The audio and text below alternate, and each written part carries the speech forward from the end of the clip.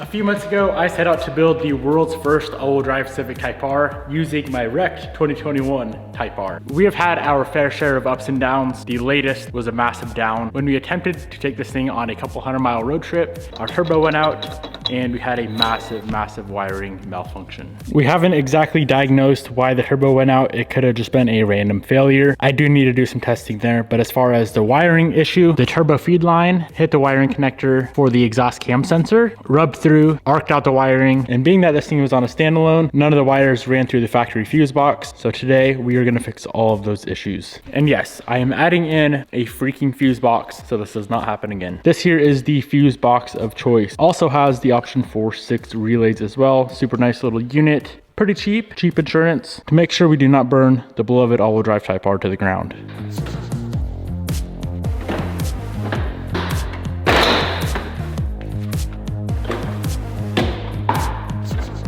To gain easier access for all the points of the wiring harness, I decided to pull off the bumper in the front clip. Wiring harness comes out and it was time to tear into this thing and get her fixed up.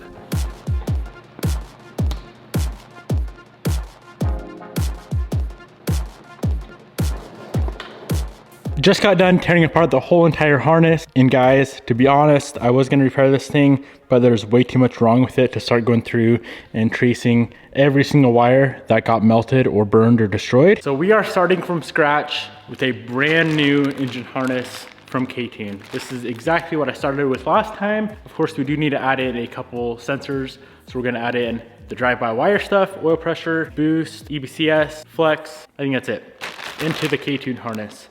This thing is absolutely beautiful. Unfortunately, we do need to delume this thing to make it all nice and clean like it was before. Add everything in, relume it, get it back on the car, and then hopefully our Haltech ECU is still usable.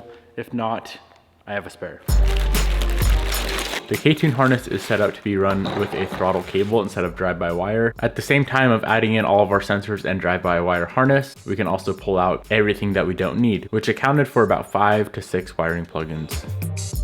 The entire engine wiring harness is all complete. I made a couple little adjustments. Instead of having multiple plugins for every sensor and for the flex fuel and all that, I put everything into one connector here. Before we had, I think, 8 total connectors. Now we have 5. First one is all the sensors, drive-by-wire, wideband itself, and then these 3 are the factory connectors for the harness. I'm very pleased with how this thing turned out. Now I am going through and rewiring our fuse box. Factory, when you buy this fuse box, every fuse also runs through a relay, and we don't need that. We need a total of 3 fuses on the fuse box. One is gonna be for the injectors, one is for the coil packs, and then one is also gonna be for the cam and the crank sensors. Instead of having multiple relay boxes, I'm gonna transfer all these relays to this guy here. The whole goal today is to get this thing just really cleaned up. I never liked how this wiring looked inside the cabin. The engine bay was always nice, but it was a rat's nest inside the cabin, which I did not like, and it's time to do it right.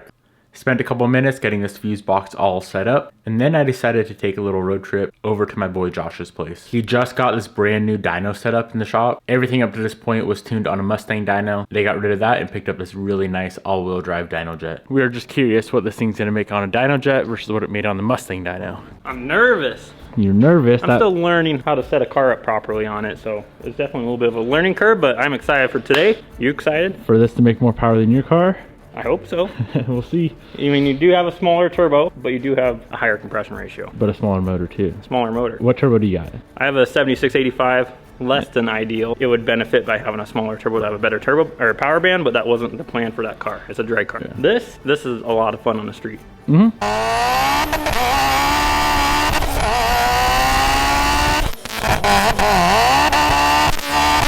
It has a pretty broad RPM band. 870 here, stock long blocks. Revving to what, 88 or 9? 9? Both 9K. See what one lives. So you hopefully both live. You already made 840 something. So I already made my pull. It made 838, 592 torque on 50 PSI.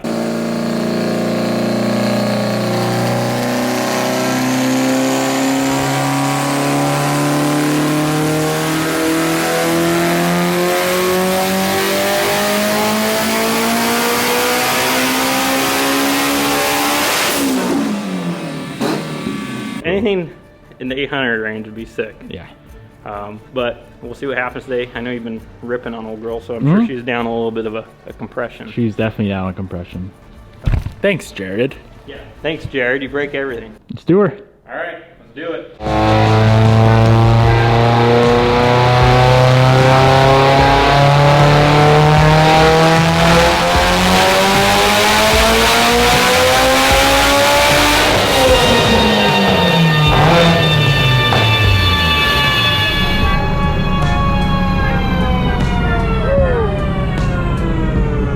Made the whole pull. Josh's car made more. 807, huh? 807. For an exact comparison, this car on the same map made 721 wheel horsepower on the Mustang Dyno. If my math is correct, the Mustang Dyno reads exactly 12% lower than a Dyno Jet. It looks just like the Subaru graph where the cams are not happy up top. Yeah. You definitely made it a good bit more. You made it, what, 840? 838. Damn, you got me by 30. And I got you by about 40 torque, but bigger turbo at the end of the day. Yeah. 807, highest stock motor Evo X in the world. Gotta be. Gotta be. Wow. I was praying she wasn't gonna randomly let go on the dyno. No problem, everything was smooth. Can we turn it up more? You want to beat me? I am very happy with that number, but we may go up just a little bit so we can be on the same playing field as Josh over here with his 900mm Herbski. All right, we'll see what it logged at. We went up 3 pounds, so she should be on like 46, 47 pounds right now on a 6870, which is absurd. All right, let's see if the stock motor wants to continue putting out, which I hope so. It's always nerve-wracking doing this stuff. At least I got a windshield to hide behind. All right, well, I'm just gonna sit that there for the logging.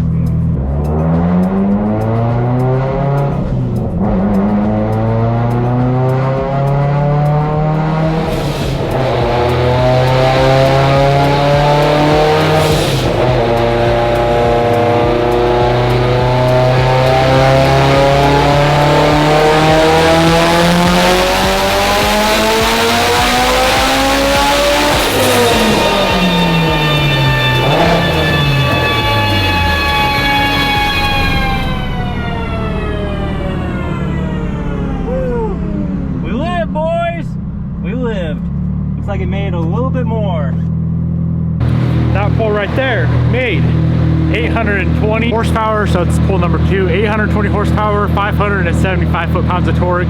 Pull number 1, the blue one of course being the first pull at 807 and 554. Damn, son! Damn, son! Evo versus STI, baby. You're still beating me though. I got a bigger turbo. Yeah, I would call it there, pal. Let's call it there, Joshua. You know, I would say we're definitely on the limit of the valve springs with our cylinder pressure, because in that one I could feel inconsistency through the pull. I think we're just on the limit of every single part of this entire car. Seeing how my transmission decided to create a little window of sorts. That's better than the motor window. Yeah. Let's see what we saw there. If you guys were not aware, Evo diff pins kind of back out, and this one's starting to back out. What? You excited? You happy? Maybe in another year we'll come back when it's still living and make like 900. That's what I'm saying. Look at our oil pressure. 27 pounds of oil pressure. Damn, this thing's mint. No issues. Good job, Joshua. That's a win. Blame the tuner. You get to drive both our stock motors out to Dyno. Unfortunately, that is the end of an era for the stock motor Evo 10. Like I discussed earlier, the diff pins are backing out, which causes them to rub on the transmission case. It already cracked the case on that car. It happened this morning. Pulling onto the dyno, we noticed gear oil leaking. So that thing does now need a built trans. Pretty crazy that the trans went out before the stock motor did, but it is what it is. All right, back to work on the Type R. 4 full days of completely rewiring this thing. We are finally done. And let me show you where everything is mounted. ECU is still in the glove box here. Nice little clean location. Easy to access to plug in our cable and whatnot. Underneath here is all of the wiring. I try to clean it up a lot. I went ahead and put our fuse and relay box. So the fuses are on the left over there. The coils, the injectors, and all the sensors are fused, as well as the ECU. And then we have an ECU relay and a fuel pump relay up here. So now it's set up more like how a factory car would be set up, to where all of the main and major components are fused and relayed. So if we do have a random failure like we did last time, instead of melting down our entire engine harness, it's gonna pop a fuse, which is a lot easier to fix than a new engine harness. Being done with all of the wiring shenanigans, it was time to move on to the turbo.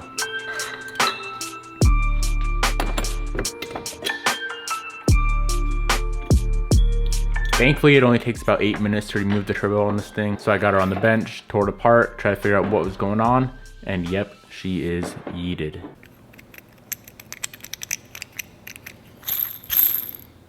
I do think our old turbo is rebuildable. If we just put new bearings and seals in it, it should be good. It looks like the turbine's fine.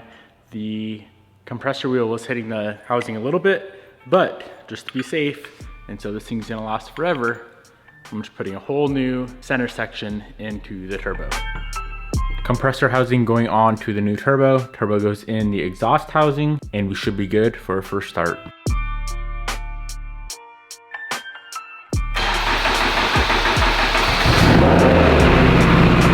Now, of course, we could not run this thing for very long with no coolant. Just wanted to verify all of our wiring was done correctly. Make sure there was no oil leaks from the turbo lines. All that checked out, so it was good to put back together completely.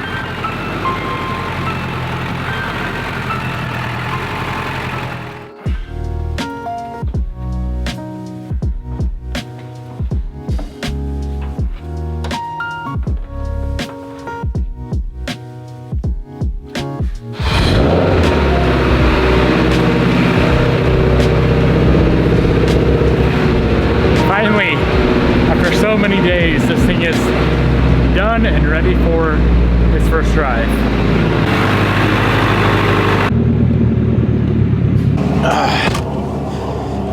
All right, well, we have a check engine light.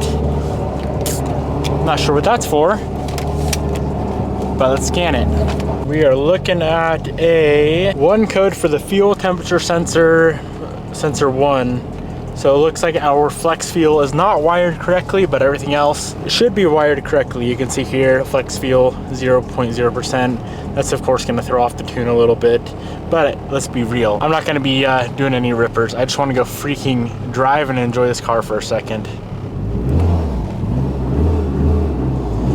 This freaking car, man. This thing will be the death of me. Other than flex fuel, it looks like everything else is wired perfectly fine. The only check engine light there is. Everything's reading fine, oil pressure is good, wideband's reading, maps reading, coolant temp, fans working, air temp, everything works. Oh, I forgot how loud these the straight cut gears are. The car's finally at a point where I should be able to just enjoy it. There's a couple of things, of course, with the build that do need to be sorted out. The wheel hop issue, that should be a pretty easy fix. We need our built key case to arrive back. That's getting built right now. It's probably gonna be a month or so till that's done. And then there's just a couple other little things like getting the AC to work, minor stuff like that. As long as we don't have any more massive failures like we just did, should be good to go. I should probably do a little bit of a pull to make sure our turb ski's gonna spool. I'll watch the wideband, make sure we're good. I never really did figure out why the turbo went out. It could have just been a random failure. I don't know if there's something that clogged up in the wheel feed line. Yeah, I don't know. I did put a new feed line on it, of course, when I put the new turbo on, but as to why the initial turbo failed, I have yet to figure that out. Which kind of worries me that this one's gonna fail.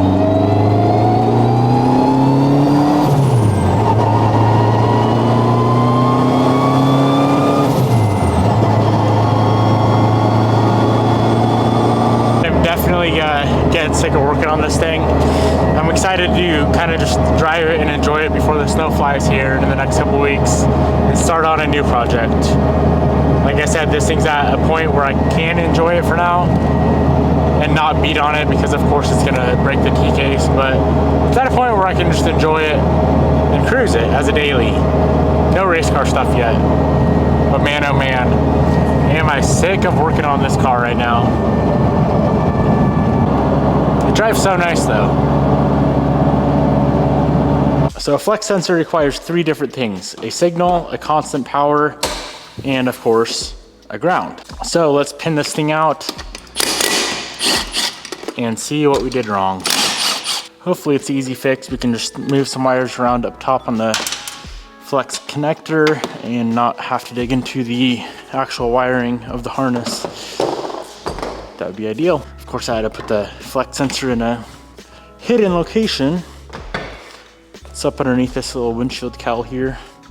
Makes the bay look nice, but just not as fun to work on. Right over here should be the connector. This guy here. So middle is gonna be ground. Okay, that's good. VCC, 12 volt, red. All right, looks like our signal and our power are flipped. So I'll flip them right here and we'll be done. Plug her in, see if she works. Come on, don't be dead. Of course it's dead. Alrighty, we are at, should show around 10% ethanol, and it shows 11%. Nice. Back in the day, I would have freaked out and took 40 years to diagnose that. Now it's 2 minutes like it should be. I'm getting better, boys. Getting better.